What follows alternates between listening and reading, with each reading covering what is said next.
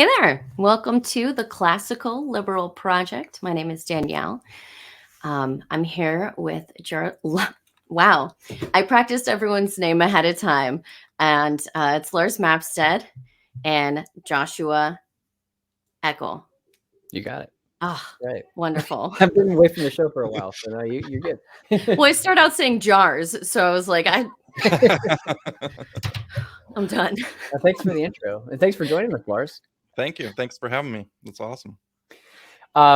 Danielle, I'm okay with jumping straight into the questions if you are. I mean, Do it. Just to set up for the audience, Lars, you're running for president under the Libertarian ticket. I don't know if you want to kick off and do the whole elevator pitch to kind of tell people about what you're about first before we start jumping into our questions, but I'll give you the floor for that. Sure. I'll give it a quick little pitch on who I am and what I'm all about. I grew up really poor. I grew up in Big Sur Coast in California with an outhouse and no electricity, goats, hippie parents, group, pot farming, in the area kind of a thing. And I, ran around like a crazy wild kid for a number of years and didn't really have a lot of like supervision. And then eventually I ended up finding the internet and finding computers, and I discovered that I had a knack for marketing, and I started a whole bunch of internet businesses early on in 1994 when people really didn't know what the internet was. And I became a serial entrepreneur, just starting a lot of marketing businesses, things that I figured out that eyeballs equals money. And so I did a lot of marketing and just tried to figure out how to get the most eyeballs to the most advertising, kind of things. And then eventually I, built a bunch of companies and merged those together. And I eventually ended up becoming a partner in Friend Finder Networks, which is a big dating websites. And we grew that company to 600 employees doing $350 million a year in revenue. And then in 2007, we sold that company. And I thought I was going to retire for a little while, but I like to just do stuff. I like to keep busy. And I'm a car guy. So I race cars and I collect cars. And so I decided I'd start some Facebook pages around my car hobby. And I was posting cars and all that kind of stuff. And that actually turned into a 10-year business, which amassed 25 million fans on Facebook. And I was supposed to just be like for fun, but it turned into this like big project until Facebook kind of changed their rules in 2017 and kind of killed the business. And then I was watching, the election process in 2020 with Spike and Joe, and I've been voting Libertarian for a long time. And I was looking at what they were doing. I was like, I think I could do this, and I think I can do, a different job than they did, right? And I could use my marketing skills to really like push the message of libertarianism out there in a way that's not being done right now. And I said, I have the skills to do all the things that are done. And I was listening to Larry Sharp, and I had been listening to him for a long time, and he was discussing his plans of like what he'd like to see if there was a libertarian candidate and what they would do for president the next time, right, in order to be successful. And so I basically just grabbed Larry's plan and I've been running with it ever since, right? And so here I am, 3 years later, running for president of the United States, and it's a wild ride for sure. No joke. Yeah, that is pretty intense. So, what was the origin story then for you with finding libertarian values? Was your introduction to the party, I understand, in 2020, or was it goes beyond that? Maybe you can tell us a little bit about that. Yeah. Sure. What's your libertarian origin story? Yeah, my libertarian origin story. So essentially, when I started voting early on in my 20s, I would just listen to the people on TV that were running for president, and I would try to figure out what guy or gal resonated the best with me, right? Like who fits my, style the best. And I was, in that time, I was really interested in business, and business news was primarily what I watched a lot of. And so a lot of my ideas came out of business news. And there along came this guy, Ross Perot. And Ross Perot had all these charts, and he was talking about getting rid of the debt, and that we couldn't sustain this debt, and that we were going to crash and burn. And I just always have been like, because I grew myself out of nothing into something, I always had this feeling of being self-reliant, of taking care of our own stuff, and being responsible, right? And so that resonated with me, and so I voted for Ross Perot. And then after that, there came along a guy named Ron Paul.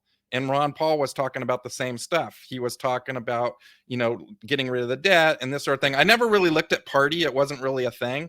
And I voted for Ron Paul 2 times. And then in whenever Gary Johnson ran the first time, whenever that was, 2012 or something like that, I was the internet was coming out and Facebook was happening, and everybody was passing around this quiz of like, what's your political belief, right? So I took this quiz, and I was laughing when I took it because all my friends were posting they were Republicans or Democrats or whatever, and I was like, oh, this will be funny when I do this. I wonder if it'll say I'm a Republican or a Democrat, because I've never known what I am, because I never fit into these groups at all. And I took the quiz, and it says libertarian, like almost all the way at the top of the chart. And I'm like, what libertarian? Even though Ron Paul was a libertarian, it didn't click with me, right? I voted for him, but not because he was a libertarian, but because his message was what I wanted to hear, right? And so then I was like, oh, okay. And then I was like, well, who's the libertarian guy running this time? Oh, it's this Gary Johnson guy. Well, let me look at what he's into. Wow, you know what? A lot of this stuff this guy's talking about is the kind of stuff that resonates with me, at least a lot more than these other 2 people that are running, right? And so Gary Johnson ended up being the first time I ever donated to a political campaign. Like I said, I wasn't a party person. And even though I voted for him in the 2 times, and then I voted for Joe and Spike, I didn't really join the party because I guess I didn't really realize there was a party to join. I think, I just thought you just voted. Like, that's, you vote. And I was like, I'm a libertarian because I'm voting libertarian, right? I didn't realize there was like a whole nother layer of stuff that you can join up and become a dues paying member and participate in the administration of the party, party stuff. So I guess that's really where I'm come from. And my views, I guess, have always just been sort of do your own thing, keep government out of your life. I've always resented every time anytime government has inserted itself in my life. It just seems really gross most of the time. And so it just really clicks with me. It's just live and let live. You know how to run your life better than other people. All that stuff is just totally ingrained in me. It's just how I live. So I didn't have to adopt it. It's just who I am, basically. I have a very similar story myself. It was 2012, Ron Paul's campaign, and then Gary. So same thing for me. Very interesting. Danielle, I have some inside baseball questions about party stuff, but I didn't want to derail. If you have a question you want to kick us off with.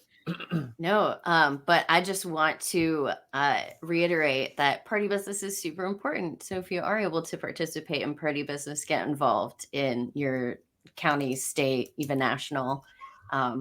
Get on there. There's like an email list you can get on if you really want to know everything that's going on too. Like, yeah, and I was going to say a shameless plug for the CLC. You join the CLC and it makes it a lot easier. So there's. Yeah, I like that.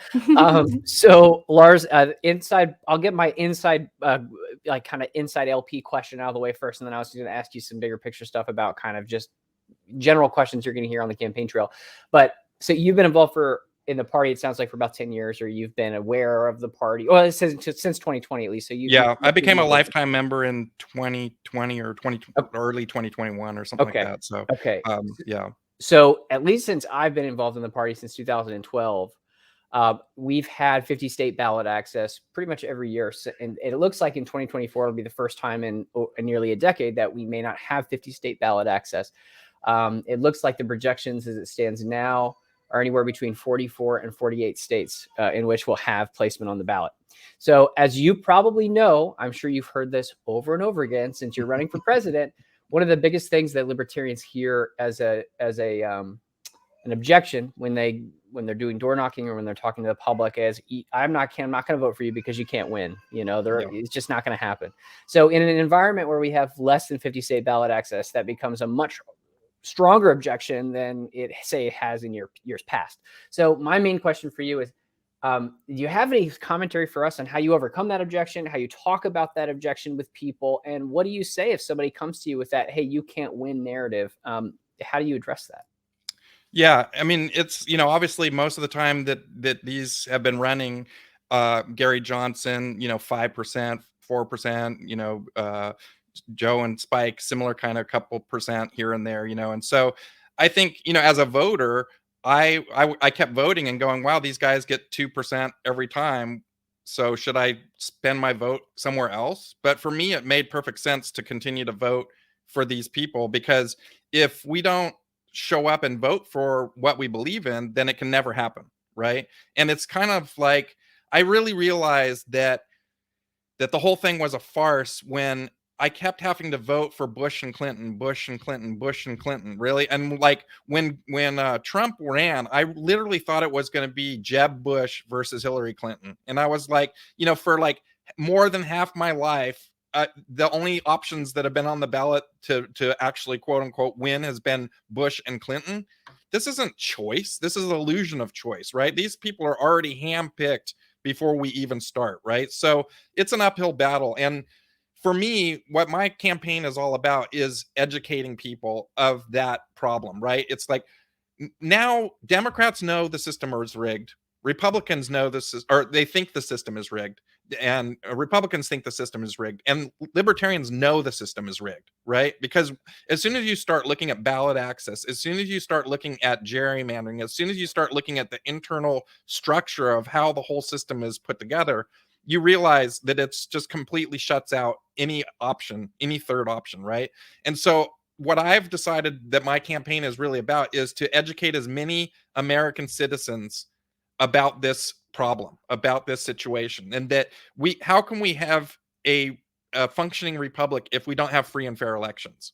If the elections are completely fraud from the very beginning, then how can we move forward, right? The system is completely broken. So my whole campaign is to come and try to fix the system, is to try to educate people how the system is broken. I talk to normal people all the time about ballot access, about how we're kept out of the debates, how there, all these different things that suppress libertarians.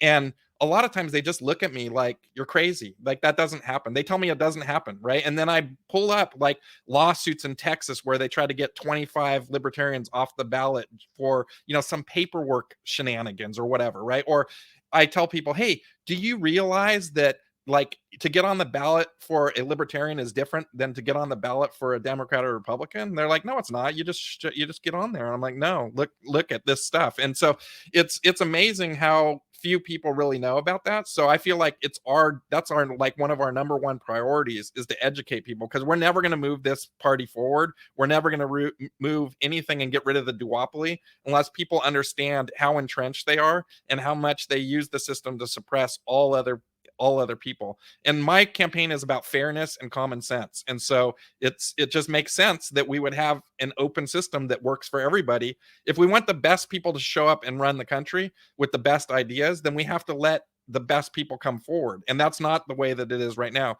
The people that can come forward, the people that can win elections, are people who are politically connected, are financially connected. The regular Joes can't show up and become president with the current system that we have right now. And so that's what my campaign is about, is to try to level the playing field and let regular people come, bring their ideas, and hopefully make America better for everybody, not just for the elites and the entrenched rich people. Yeah, and just another anecdote from Tennessee. There's a lot of states that are really bad. Tennessee is crazy. 39,000 signatures to run as a libertarian, 25 to run as a Republican or Democrat. So you tell me there's and signatures nowadays, what I'm hearing is they're $4 to $5 a signature. So if you need 40,000 signatures, that's $200,000 that you need just to get on the ballot, right? And imagine, you're starting a campaign, and that's $200,000 less that you have for your campaign that the opposition has, right? So right, absolutely. And the Libertarian Party on a good year gets $2 million, right? So if you have to spend $200,000 in 10 states, that's the entire budget for the entire Libertarian Party, and that's just for ballot access, right? Which I think, somebody asked me in a recent podcast, what do you need the National Libertarian Party to do for you as a presidential candidate? And I said, ballot access is number one, right? Helping with fundraising is critical.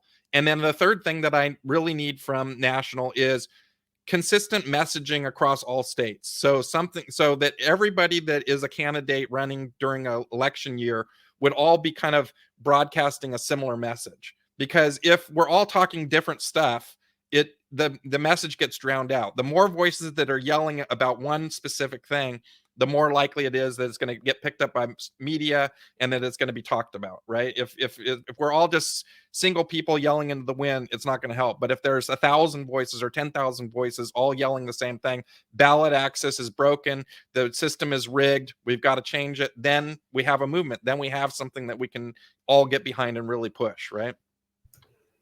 I love where you're going with this. How? We're libertarians. You can't herd cats, right? Like, yeah, well, that is an issue, and I think we need to. I have initiated a thing called the Lars 24 challenge, and the Lars 24 challenge is that every registered libertarian voter, if they go out and they get one new registered libertarian voter between now and the election, we can double the size of the party, right? And it's really not a hard ask. Everybody has one friend that's like libertarian leaning, and we can like go push on them and say, hey, this is the year that we really need you to register as a libertarian and vote libertarian, right? And I think that that's a doable thing, and that's the only way we're going to get there, because we have 700,000 registered voters. That's nothing. It's not even it's a fraction of a percent of the people of America. If we want to win the presidency, we need 30 to 40 million people registered as libertarians, and we need a plan to get there. And infighting is not going to get there, right? Like that's I mean, it's like it's your point is well taken, and we just need to pull up our bootstraps and look at the goal. And the goal is to get libertarians elected nationally, locally, all over the place, so that we can get some government out of our lives, right? The only way we're going to dismantle the government and get it out of our lives is to put people in office. That's it. And so to that end, I think that's what the party's all about. The party is to run candidates and win elections. And so as a business person, I'm really good at that. I'm really good at like figuring out a process and then like executing that process to get to where we need to go. And so, where I want to go is lots and lots of local elected people. And then hopefully we can get some nationally elected people as well and start, turning this ship around that's just sinking, right? Got it. Danielle, do you have any other questions before I jump on my next one? no, go for it. Okay, I don't want to take too much here. All right, so let's talk about just big picture stuff again, campaign stuff. So obviously, something libertarians are very passionate about, and I think the only party in the entire country right now that actually takes it seriously is the national debt. National debt is completely out of control, and both parties don't seem to have any plan to bring it under control. How would you address the challenge of the national debt, and how would you approach, say, balancing that or addressing that problem? Yeah, it's really interesting. It's something I've been deep diving in, because I had put out there somewhere on social media, that I want to reduce government and reduce the debt and reduce the spending. And somebody like basically challenged me. They're like, well, what exactly would you cut?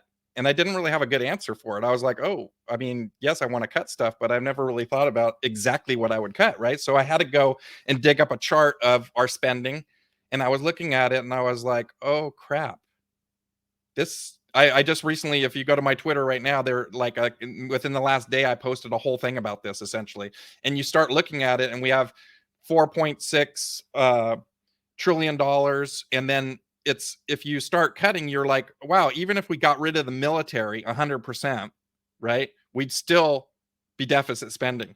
And then if you got rid of most of the rest of the government besides the mandatory spending, we'd still be deficit spending, right? And then I was looking at some charts today where the projections over the next 10 years it's parabolic, right? The Medicare, Medicaid, Social Security, we have a declining population base because the boomers are retiring. So they're no longer working. So we have less people working today in the labor force than we've had at any time in the last 40 years. And those people, essentially, America is broke. We're living paycheck to paycheck off of payroll taxes on the people who are working right now. And because we have less people working right now, we have less income. And we have more people retired, and they're taking more and more money, and they're needing more and more healthcare, right? So the situation is totally dire. You won't hear politicians talk about this at all. And the reason they don't talk about it is because it will kill their campaign. Like, they will not get reelected. If they say, look, we have to have a serious conversation about Medicare, Medicaid, and Social Security, it's unsustainable, you're done. I was reading something today, and it said that 70% of people in America are reliant on some form of Social Security or Medicaid or Medicare. Right? I mean, it was like, because it's like maybe they're not directly there, but one of their family members that they live with is that, and if they didn't have that, they would have to pay for that. Right? So if you talk about getting rid of any of those things, people are like, well, grandma's going to be out on the street if you do that. How are you going to fix that? Right? So we can't go in with I'd love to go in with a cleaver and just like cut it all out and get rid of all this stuff, but the reality of it is it would be so devastating to people. We'd have like a Great Depression essentially, because we would just break the whole economy. So unfortunately we have to go incrementally in there and start cutting, right? But anything that gets me to my North Star goal, which is the least amount of taxes possible, I'm going to do. If I'm a president and Congress comes to me and says, hey, Lars, we've decided to cut taxes 5%.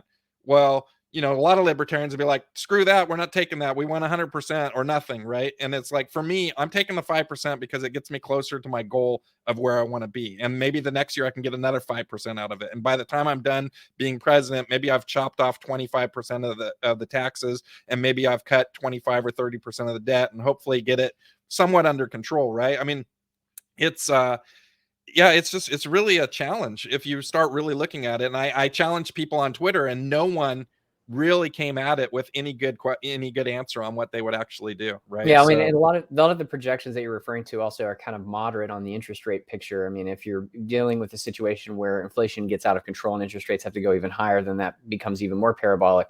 But I think that there's a bigger picture question here, Lars, that I'd like to touch on, which is like, this is always a libertarian challenge, because libertarians hate debt and deficit spending, but they also hate taxes, right? Yep. And so you find yourself in an environment where, let's say you do get into a situation where you could cut taxes 10, 20, 30%. You're not cutting spending, you're creating an environment where deficits are worse and the debt gets higher.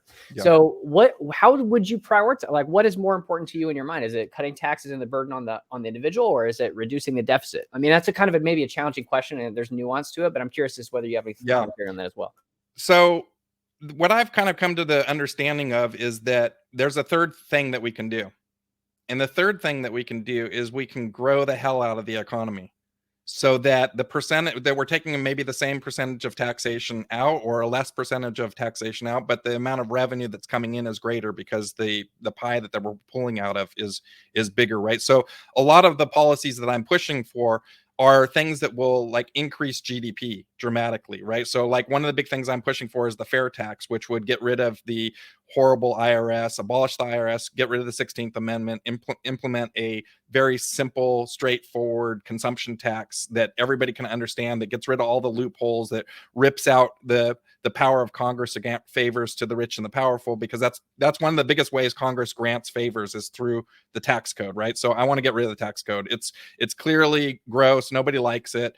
And there's options on the table to get rid of that. And I believe that the fair tax would unleash quite a bit of GDP, maybe 2% more GDP growth than what we currently have. So I'm looking at trying to like increase GDP, maybe up to 5% would be a really great goal, right? If we had 5% more GDP, and it's really hard in a big economy. Like you see a lot of the advanced economies, they're all at 2% or under 2%, because it's just really hard to grow it. But there's things that we can do to stimulate the economy and grow it. And so that's part of it.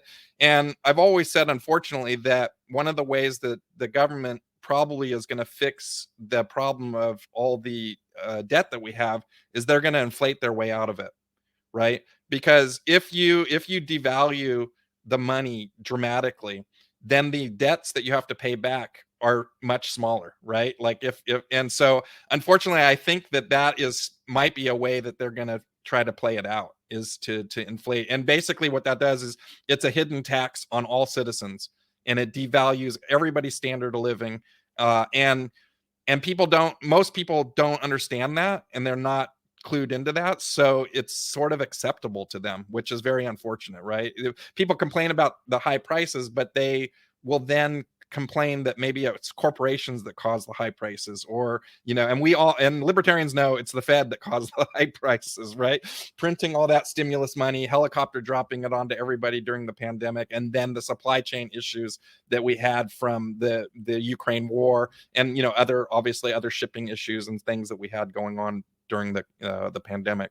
It's a lot of moving parts, but I think the answer to your question simply is to try to grow GDP dramatically, so that we have more money to pay off those debts, and that we don't have to raise taxes in order to do it. And hopefully we can find some spending. I often tell people, they'll say, well, I really like my taxes and I want to tax people more. And I said, well, do you think that the government spends the money that it gets wisely and efficiently? I have never had one person tell me, yes, I think the government spends the money wisely and efficiently. No matter what side of this political spectrum they are on, nobody believes that. Everybody believes there's fat to cut. Everybody believes there's fraud and waste in the system. Everybody knows some government employee that, doesn't work hard and just basically just squirrels money away that should be, taxpayers' money, essentially. That reminds me of that story in 2018 where the Air Force got caught spending $1,200 on a coffee cup. Like each coffee cup was like $1,200, and that's the Pentagon spending for you. Got another question, No. Danielle. I'll let you take it.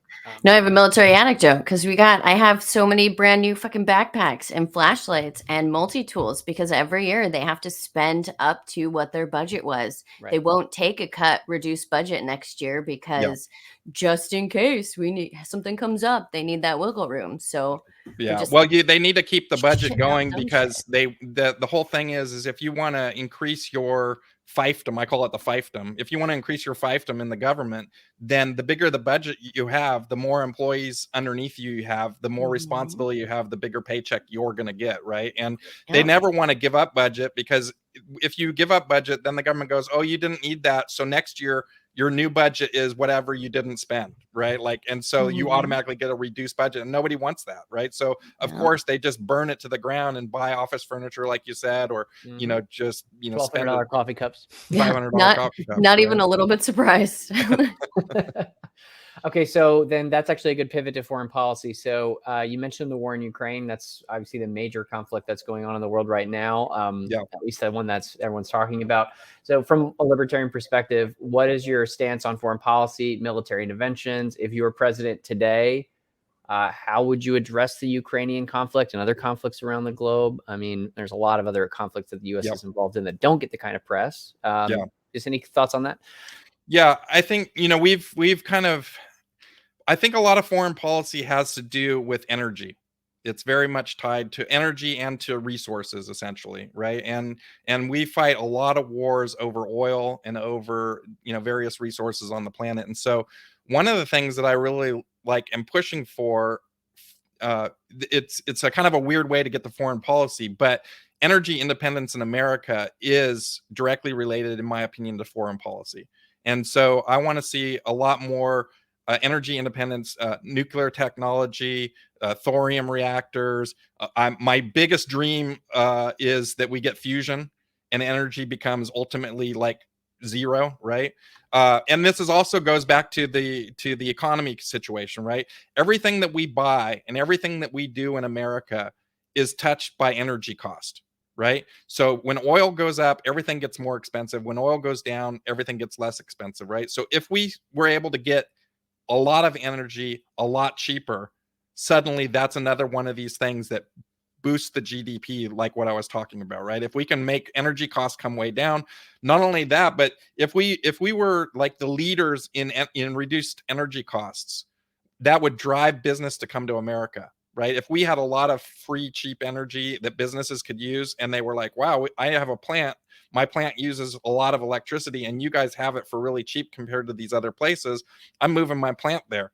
Oh, and my plant needs 1,000 workers, right? And my plant, and so we can start bringing jobs back to America that have been, disappearing. So fusion for me is the ultimate dream, because I think it solves a lot of not only America's problems, but the whole world's problems, right? Because free energy would just be a total game changer. It allows for desalination plants to be built all over the planet, so we don't have water problems that we have. It just, there's so many things you can do with free cheap energy, and also just all the innovation that would happen from that. Like we can't even imagine all the stuff that would happen if we had unlimited cheap energy, right?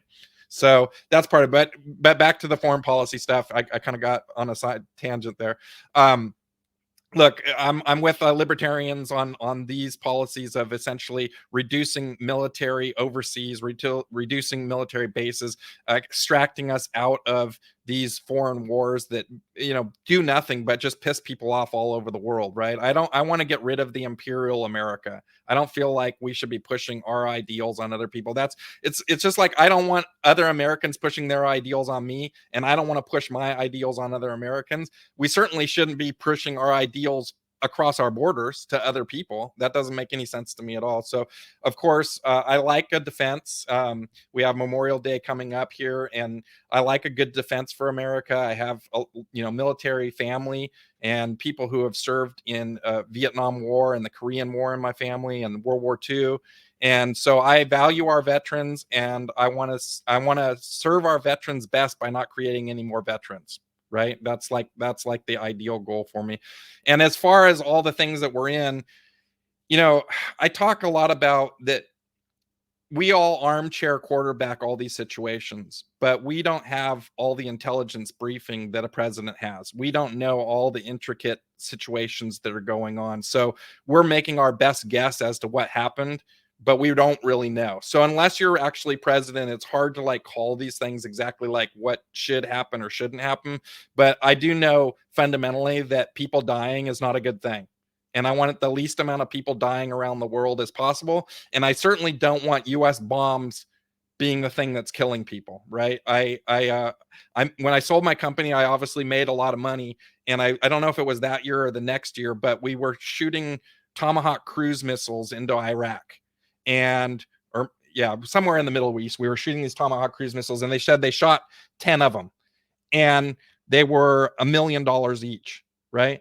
And one of them was a dud, and I was like, I'm not sure if I should be happy that it was a dud and we threw $1 million into the sea for nothing, or I should be happy that it was a dud and we didn't kill any people with it, right? So so there's all kinds of I think one of the problems too is like you look at Afghanistan. We spent 20 years in this is a Michael White quote because I love that guy, but we spent 20 years in Afghanistan to replace the Taliban with the Taliban, right? And we just burned an unprecedented amount of money, lots of lives lost. We gained nothing there other than just more pissed off people, right? And one final thought on you could go on and on about this, but one final thought on this is that Donald Trump started all these trade wars with China, right? He's like, well, we're going to block this and ban that. And they have a big trade war, not a trade war, but they have a big blockade against Russia right now, right? And so the thing is, I believe that trade wars cause real wars, right? That when you are like tit for tatting against people, that just causes animosity and strife. And the more trade we do with the people, the less likely we're going to go to war with them. That's my opinion. So I'd like to see us doing more trade with more countries, more free and open trade with less restrictions, so that everybody lifestyle increases with the standard of living for Americans.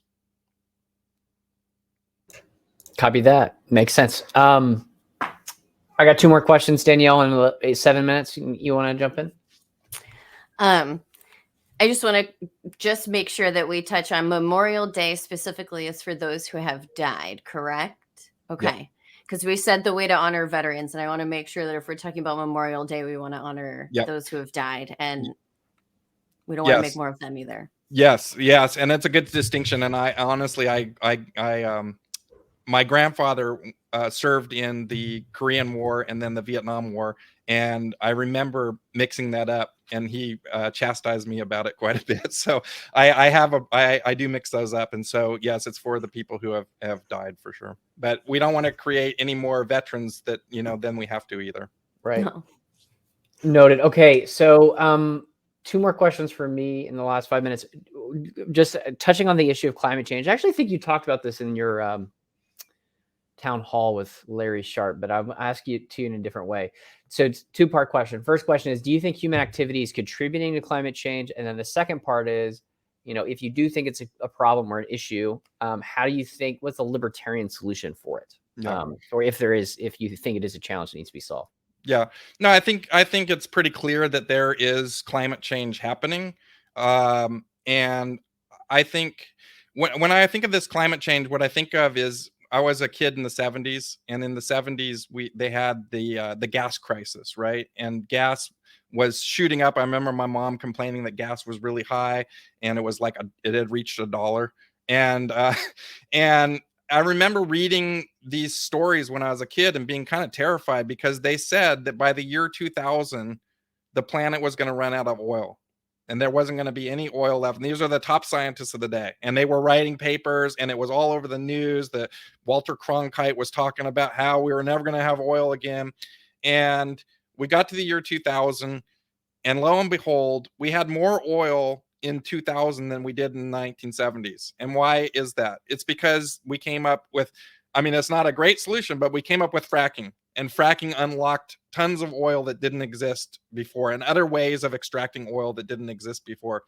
So while I do think that there is climate change, I don't think that we're going to be underwater in 5 years, right? I don't think that's the case. I think it's going to take longer than that. And what I'd like to see is, I believe that there will be a technological solution to climate change. And obviously, if we were to get cheap, unlimited fuel out of nuclear fusion, we would basically get rid of most fossil fuels, and that would take care of a lot of it. A guy had posted on Facebook the other day. He said, "What is the number one change for CO2 in the atmosphere?" And I was like, oh, this is a trap. I'm going to get trapped. So I posted the meme of the Star Wars character that says it's a trap. And then I said, it's fossil fuels. And he said, you're correct. Why do you think it's a trap? And I'm like, I don't know. It just seemed like a trap. I think it felt like I was running into something. But he's like, you win that one. Yeah, I tend to agree with you that innovation and free market solutions are going to be the solution there. So, and I think libertarians are the best on that record, or at least they have the best record on that issue. We don't talk about it enough either, so I appreciate you talking about it. Yeah, I have one last question before we run out of time. This is a bigger picture question, and this maybe goes back to the elevator pitch, so you might be able to close this out in a very concise way. But it's more of the question of, this is we're in a really unique moment in time in history, and you're stepping up and saying, I'm the right person to lead the country. And so, just big picture, why do you believe that you're the right person that the country needs right now? Yeah. Well, I think that we have a lot of division in America today, right? The people are pissed off. Democrats are pissed off. Republicans are pissed off. And that division, in my opinion, comes from government coercion.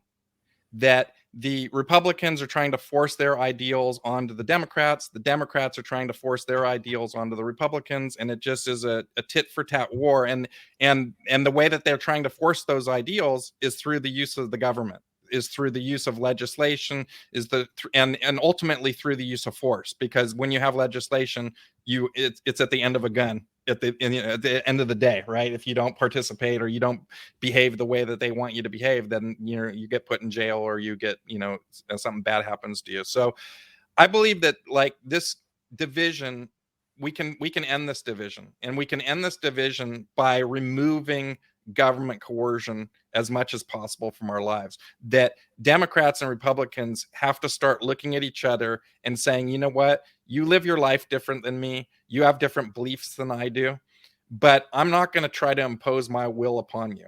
I'm going to let you live the way that you see fit, and as long as you're not hurting me or hurting my family, then I'm fine with however you want to behave, right? And whether that be ultra right Christian activity or ultra left socialist activity, as long as you're not hurting me, live your life, do your thing, and associate with other like-minded people, and do what you want to do, right? But it's when we start yelling at each other and telling each other, look, you have to behave this way, and if you don't behave this way, I'm going to make the government force you to behave this way. And that division is what's the cancer in America right now. So what I want to do is remove as much government coercion as possible in people's lives in order to remove that division, so that we can get back to a healthier, happier America. There was a chart I looked at. I just wanted to see are Americans more happy today than they were 20 years ago or 40 years ago? Give me a bar chart of Americans' happiness.